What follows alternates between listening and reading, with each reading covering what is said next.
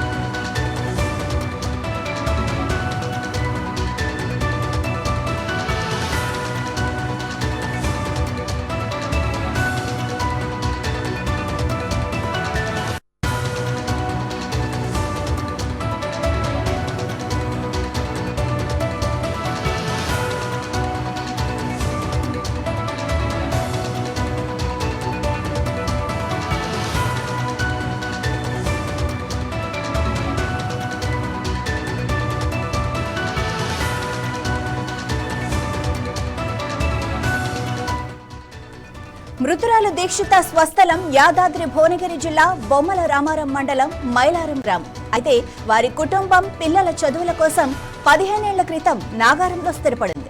దీక్షిత తండ్రి ఆనంద్ ఫిర్యాదు మేరకు కీసర పోలీసులు కేసు నమోదు చేసుకున్నారు. పోలీసులు ఈ ఘటనపై దర్యాప్తు చేస్తున్నారు.